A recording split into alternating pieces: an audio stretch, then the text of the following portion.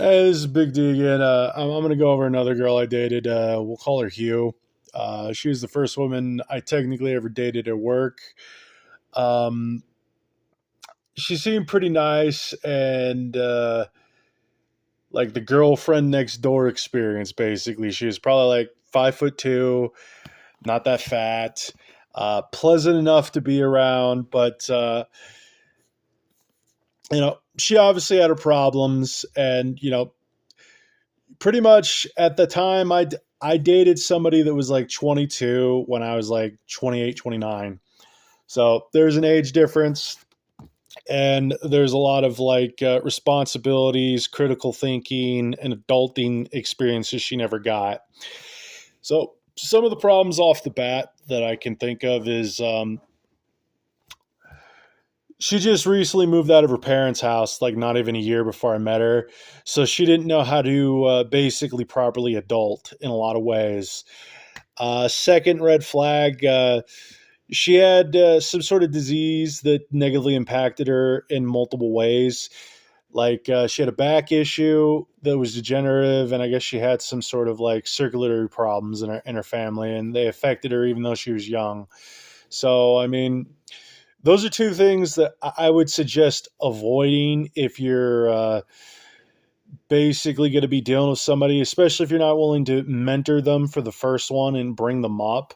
And that's dependent on whether or not they're going to let you lead and let you teach and take control of things. If they don't have what it takes to be an adult, which she obviously wasn't, but we'll get to that in a bit.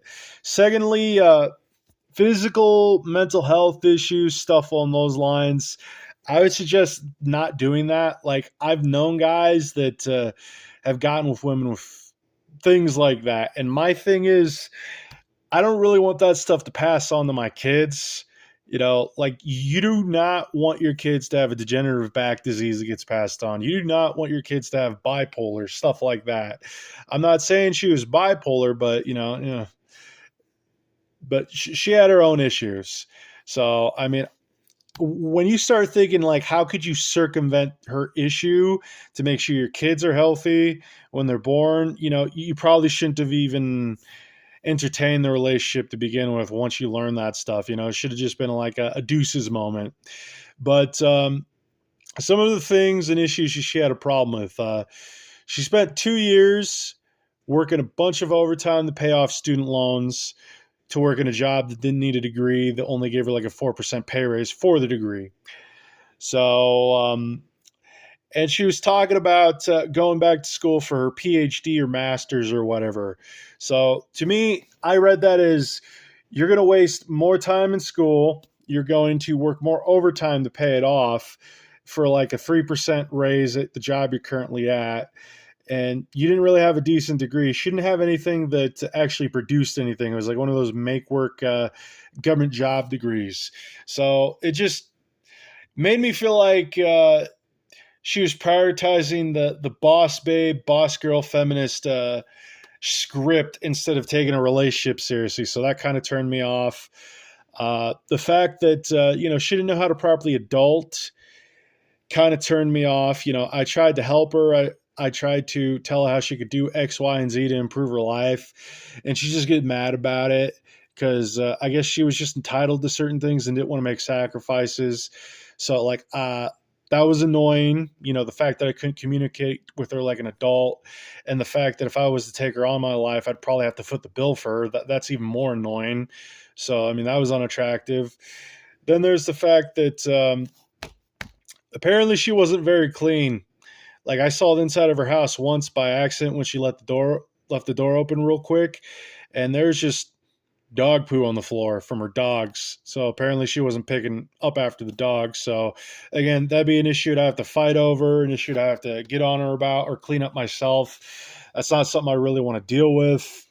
I don't think anybody really wants a woman that is dirty. So there's that. Another thing, I don't know, like I feel like I could have made things work with her on a physical level based on some of the things I dealt with her. It's just it would have been more dependent on me basically being a little more aggressive with affection. But, it's like my thing is she was a coworker and I didn't want anything to turn awkward since I worked with her. So, all these things led to me like deciding she wasn't really worth pursuing relationship wise, having kids wise, and made me ultimately pull away from the thing.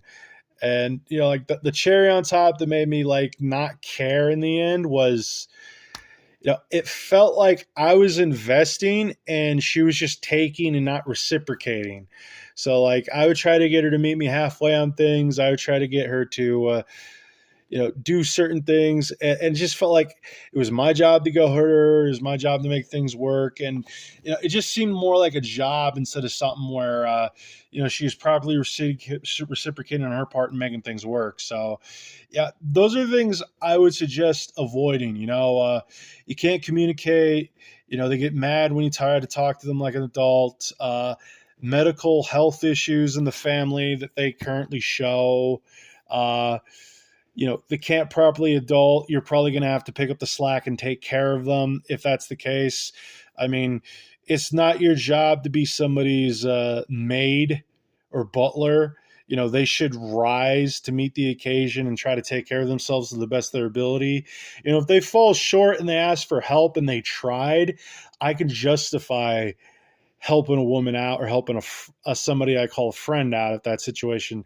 You just don't want to enable somebody to basically be a loser that uses you for everything.